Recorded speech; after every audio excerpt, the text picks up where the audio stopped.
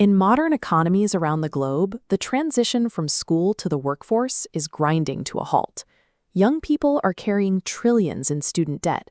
Severe skills mismatches are leaving critical jobs unfilled, and youth unemployment continues to rise. A major driver of this friction is that society forces students to make a rigid binary choice at age 18. You either attend a traditional 4-year university or you settle for a terminal vocational track. By forcing students onto isolated paths before they even enter the adult world, nations misallocate talent and cap economic growth based on decisions made in adolescence. But then there is Switzerland. It boasts a per capita income of over $80,000 and consistently ranks at the top of the Global Innovation Index. Even more surprising, their youth unemployment rate sits comfortably below 4%. They maintain this despite the fact that 70% of Swiss teenagers opt out of a standard academic high school entirely to enter the Vocational Education and Training system, or VET. This track offers a level of mobility rarely seen in vocational education. A teenager can start as an apprentice on a factory floor and eventually become the CEO of a global bank. Switzerland achieves this high degree of labor market integration because they engineered a national education system with absolutely no dead ends. To understand how this works, we have to look at their daily mechanics.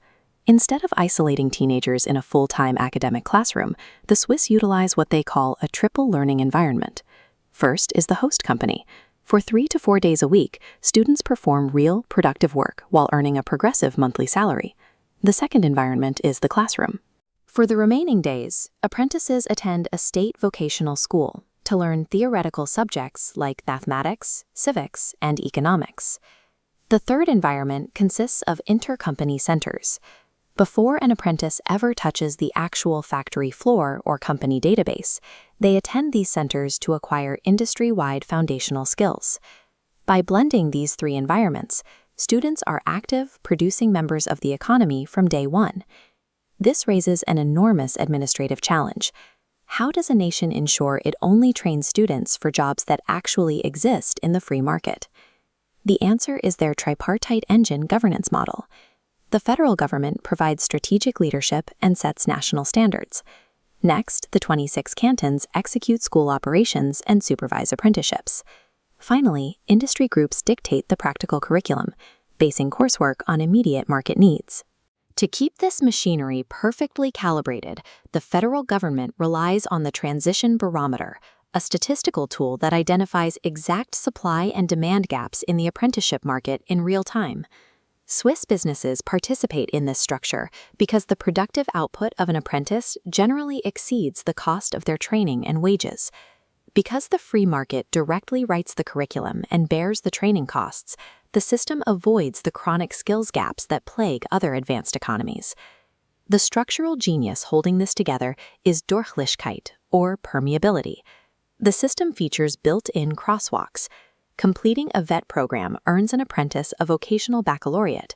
By taking a supplementary exam called the Passerelle, they can step directly from their trade into an elite research university.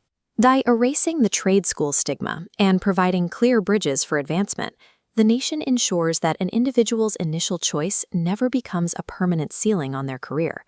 Zooming out to the macroeconomy, this highly adaptable, ready-to-employ workforce acts as the invisible engine powering Switzerland's most famous exports. We see it in the micromechanics sector, where specialized training enables the extreme precision of luxury watchmaking. We see it in the meticulous world of Swiss banking and finance, where apprentices start on the ground floor and rise through the ranks. And we see it driving the complex research and development pipelines of Basel's pharmaceutical giants like Novartis and Roche.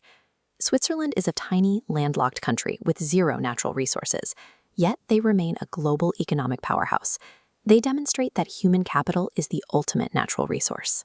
To solve the modern workforce crisis, nations must stop building educational highways that end in brick walls and start building permeable networks deeply tied to the real world.